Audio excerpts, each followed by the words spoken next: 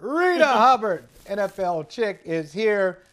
And, I was going to say, hey, we're coming. But Deion already said that. We're coming. He's been saying that since he took the Colorado job, since he got to Boulder, all the practices, all the transfers, all the press conferences, all the hype videos. We saw it come to a head. Yep. Colorado beat TCU.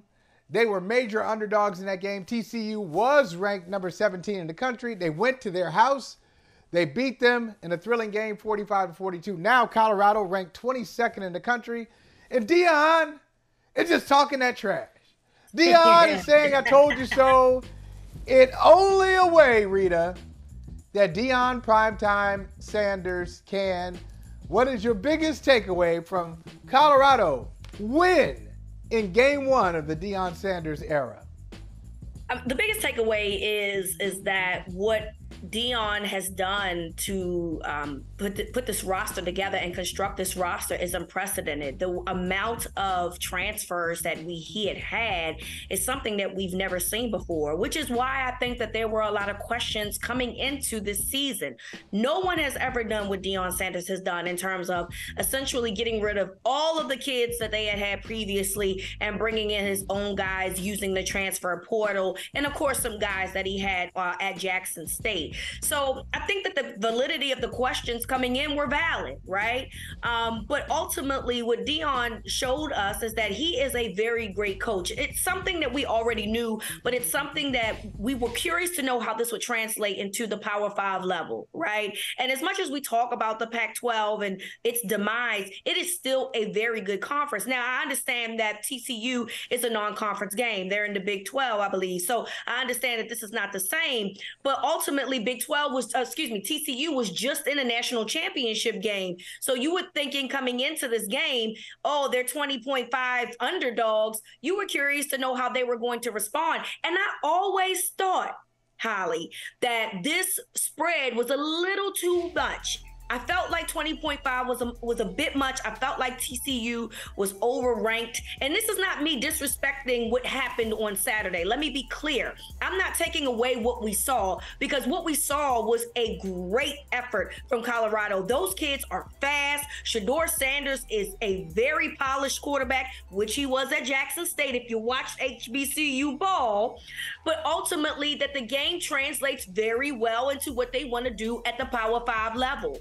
And so that's the one thing that I think that we learned. The question is going to be, how long can this withstand? Because their defensive line is really small. You can run on them, which TCU did start doing in the second half. They do have some issues here and there. Their offensive line isn't that great. But in this particular game, they handle business. And I have so much respect for that, because they knew they were coming in a huge underdog. And they said, we're going to shock the world. And that's exactly what they did.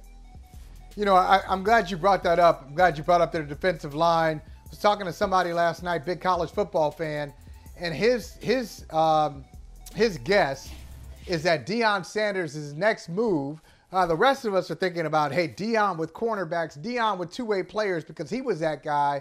He's going to go out and recruit those players, which he obviously was. Travis Hunter is that.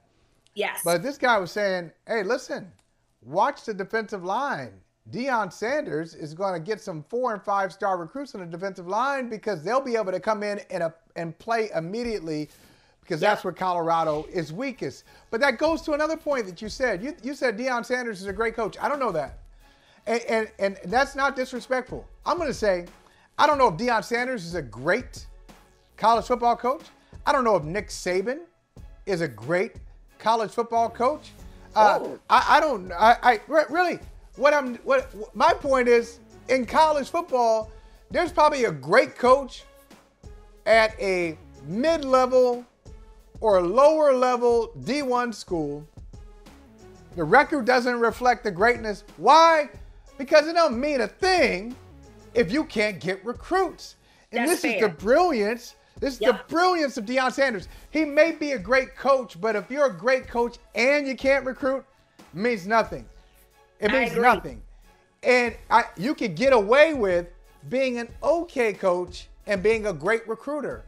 And that's what the game is all about. This is why Deion is going to come in here. Watch out. Deion is electric with this. He can coach. He probably can coach, but I know he can recruit. He can really recruit. At the very minimum, wow. he can recruit. Because he brought, I'm saying this as a compliment, because he had Hunter flip from Florida State. Remember, this was a 5-star recruit coming out of and was going to Florida State, had him flip to go to Jackson State and meet him. Shedeur, everybody was talking about, oh my God, I didn't know how Shedeur was so great at this. Well, he was a 4-star recruit. So that's just because you weren't paying attention. But ultimately, these were guys that were 4- and 5-star recruits that he had and said, come with me. And then all he did was just move those guys with him. So I agree with you. And now that he's at a Power 5 level, he can get essentially anyone that he wants. There are kids out here, Holley, that weren't even around when Deion was at his prime, when we called him prime time, when we called him Neon Deion. They don't know anything about that dude, but they still know who he is. They still find him inspirational. They still want to play behind him. And if he can muster up that defensive line, this team is going to be very scary down the stretch. My biggest question, though, Holley, is how many wins in 2 years does Deion have to muster up before some big team? I mean, and by big team, I mean, like, let's say Texas doesn't love Sarkisian anymore and they want to start sniffing around. How long does he stay at Colorado if he continues to recruit well and if he continues to overachieve like he did on Saturday? Because I feel like this is going to basically ascend him in the college ranks to what we consider better programs moving forward. It's the same conversation, and I know, and I'm not trying to go down this road again because I know it was a very divisive conversation. It was a very provocative conversation when Deion left Jackson for Colorado. Yes. And there were some who said, "Oh wait, this is just a launching pad for you. You weren't trying to be swag for the rest of your career. What's up, Deion?" So a lot of people were upset about that, and then others, like me, saw it for what it was, what I always thought. He's going to keep climbing the ladder until he gets to his goal. I think his goal is the NFL. Whether he says it or not, I think that's his goal. So if Colorado is one tier and he gets an opportunity at USC, or as you say, Texas, Florida State, Alabama when Nick Saban moves on, Ohio State, whatever it is, he'll go to the next tier. And if the next tier is pro football, he'll go to that. I mean, it's Deion Sanders. That's just what he does. I don't think he'll stay with Colorado because, Colorado, you gave me a chance. Nobody else is willing to do it, and I'm loyal to you. That's not it. But I'll tell you something else about Deion before I get to my next one. A recruiting point, and then, I'm going to go in. I'm going to zoom in. Now we're going big picture, but I want to zoom in a little bit on some of Deion's antics. Mm-hmm.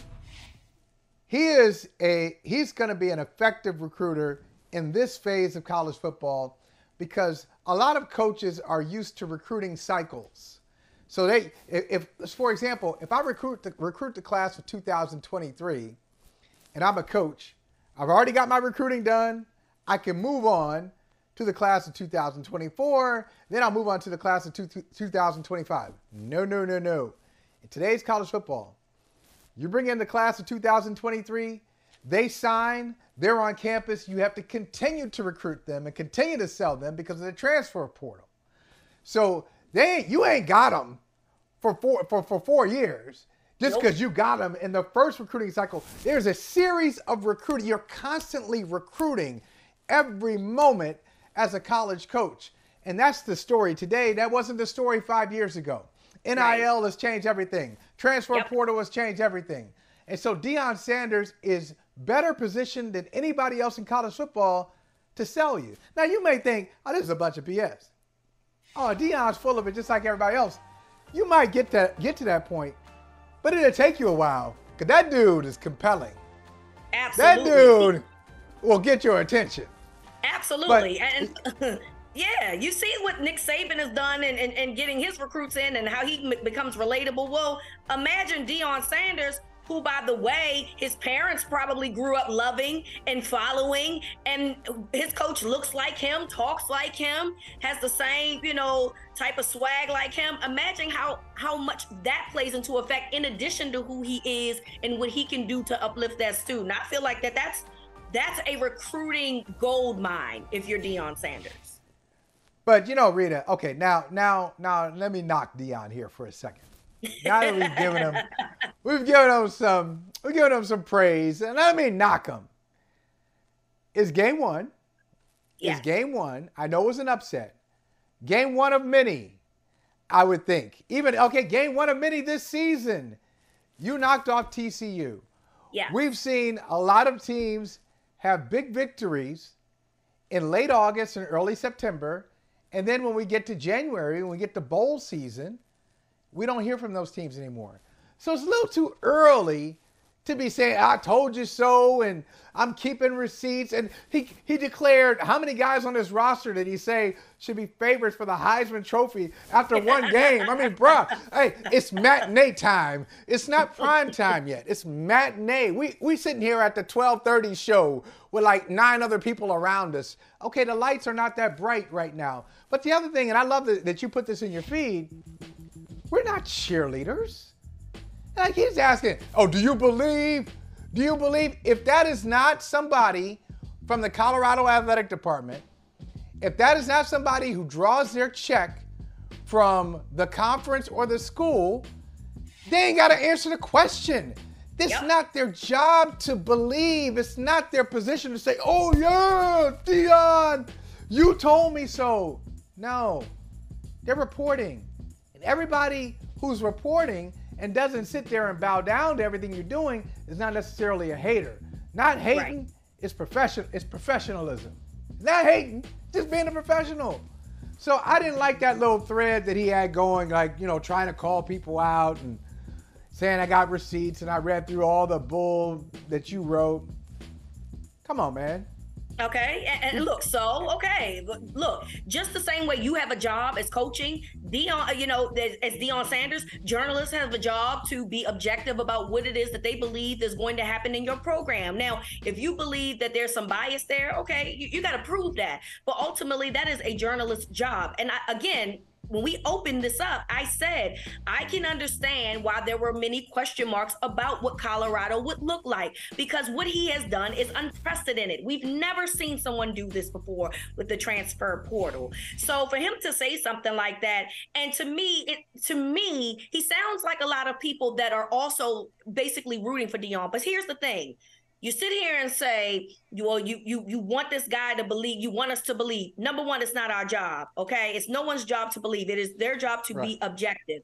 But fans as well get mad at journalists for these types of things too. And it's a very interesting dynamic, right? You sit here and say you don't like biased journalism when you feel like a journalist is being biased, when they feel like they're being objective about a guy that you don't like. But when it's a guy that you do like, you want them to be biased. So you can't have it both ways, baby. You can't have it both ways. At the end of the day, journalists are not fortune tellers. They don't read palms. They don't predict the future. They're simply giving you what they believe is going to happen based on the experience that they have as writers and the experience that they have in the arena that they're in. So that is essentially all that's it. Now, if Deion and Colorado wins the Pac-12 and somehow end up in the college football playoffs, you know what?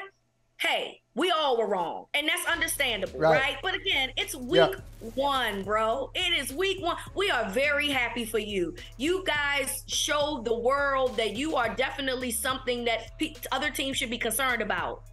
But that's it. There's 11 more games to be played. Let's see how that plays out. And the Pac-12, regardless of what we believe, because their demise, they're still a very strong conference when you look at the teams that are still there. They were 13-0 this past weekend, Holley. No team in the Pac-12 lost. So we just got to keep seeing what you're going to do. I'm speaking to me. I'm not going to overhype this. I'm simply going to congratulate him and say that was a fantastic game to watch. It was a fantastic offense to watch. Hunter is amazing to watch, but I still have to see 11 more games to have an understanding of what exactly Colorado can do. Yeah, and that's Colorado, big picture. You're right. We don't know what Colorado is going to do going forward. We don't even know what Colorado is going to do for its next 2 games. No idea. Looked great against TCU and explosive offense. Nebraska, though, so you feel like they might go ahead and be 2-0. I don't know. I don't know. I don't know. I don't know. I don't know. But I do know this. Okay, Deion, and he's great. Deion's great at this. Nobody ever said that he had to be completely accurate and completely thorough in his analysis. He's a showman. This is all theater for him. It's drama. So, like like a lot of dramatists. Oh, I'm not going to do it A to Z. I'm not going to tell you exactly how it happens. I'm not going to give you full context. I'm going to shape this thing and sculpt this thing so I can do my thing. So, for Deion Sanders to say, hey, you mean Travis Hunter? Travis Hunter from an HBCU and Shedeur Sanders from an HBCU? Well, hold on, bro. Travis Hunter was the #2 recruit in the country. In the country. Okay. In the country. He's that. So Travis Hunter, yes, was at an HBCU only because of Deion Sanders. Yes. Deion Sanders, the only one who could get a guy who committed to Florida State, Deion's alma mater. He can get somebody from his own alma mater to say, you know what, the #2 recruit in the country, you don't want to go to my alma mater. Cornerback University has produced the likes of me, has produced the likes of Jalen Ramsey and old school Terrell Buckley, all these people. No. You don't want to go there. You want to go to Jackson State. Deion Sanders did that with the #2 overall recruit in the country. And his son, as you said, Rita, his son was no 2-star recruit or 3-star recruit. His son was a really good player. I remember Tom Brady working with Shedeur Sanders out of respect for Deion. I think he had like a couple of one-on-one sessions with him. Tom Brady doesn't do that for anybody.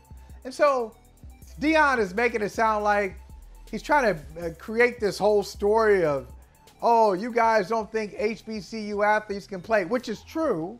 Yes. But these are not the classic examples to use of why the HBCU talent is great. We know it's great.